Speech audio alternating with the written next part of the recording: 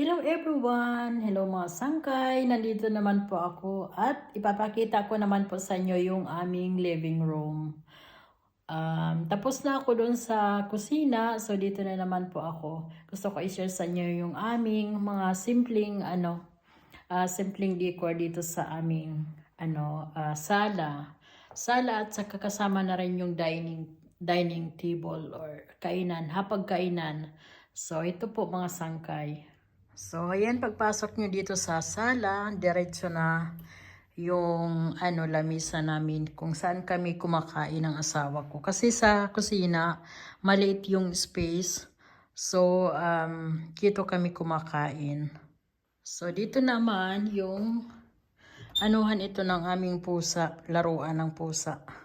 Tapos, dito naman yung aming sideboard at may kunting decoration lang kami. Hindi ako masyado. Last year, mas marami akong mga palamuti pagdating sa Pasko. Pero ngayon, ito lang, simple lang yung aking mga decor. At pagka Pasko, dyan ko na rin inilalagay yung pagkain namin para hindi mapuno yung yung lamesa. Kasi yung lamesa, pwede naman ito pa habain. Pero maliit ito para sa aming apat. At konti lang yung nalalagay sa gitna dahil sa gitna yung aming decor. Tapos dito naman yung mga plato. So konti lang na ilalagay na pagkain. So ang ginagawa ko, dyan ko na lang siya inilalagay para may space. So dito naman po, ayan, inikutan ko lang ng pulang dyan. Fields ang tawag dyan. Para medyo may kulay naman. Pagka wala ng Pasko, tapos ang Pasko, tinatanggal ko siya. So, yan po yung aking, yung bulaklak na ito or plant, nakikita ko lang ito pagdating ng mga ganitong panahon. Pagka summer, wala akong nakikita niyan. Ang tawag yan dito ay yata, hindi ko alam. Iba pala yung Vinax Tern. Ito na lang. Dito na lang tayo kasi hindi ko alam pangalan. Yan. Ito yung aking pinag-charge ng aking cellphone.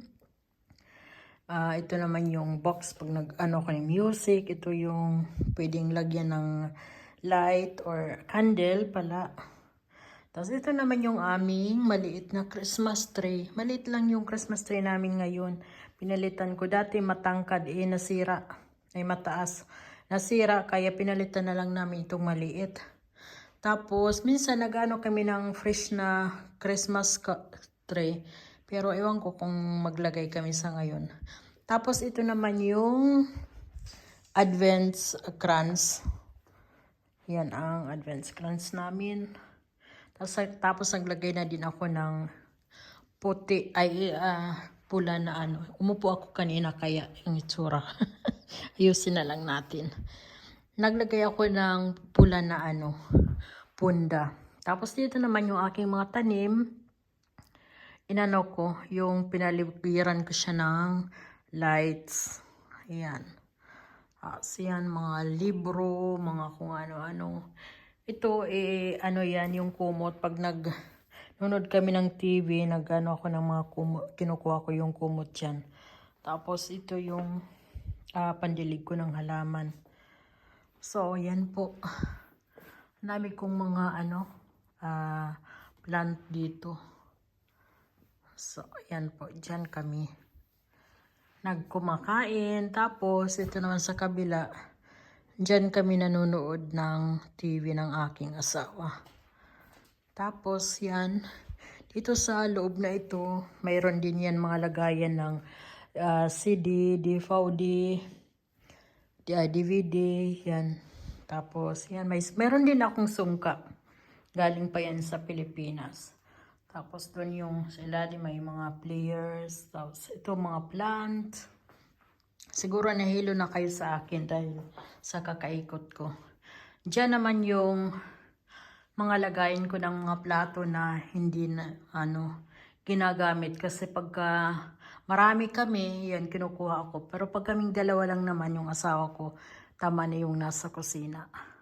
So yan, naglagay din ako ng mga bulaklak dyan sa taas.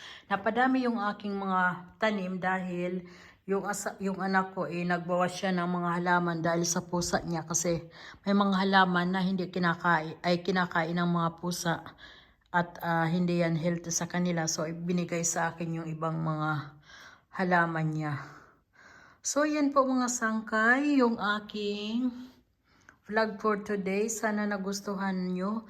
Short tour lang ito mga sangkay ng aming living room kung ano yung mga pinaglalagay ko dito para sa Christmas. Gusto kong maging minimalist ba. Magbawas ako ng aking mga gamit. Unti-unti na akong nag-ano ng mga gamit pero sa ngayon marami pa talaga. Marami pa akong gustong ibawas. Kaya marami akong itatapon, ipapamigay, yung iba naman ay pabibenta ko. Maraming salamat po sa panonood. Sana nagustuhan nyo yung aking vlog na ito. Mag-iingat po kayo lagi. God bless us all. Bye-bye. Thank you for watching.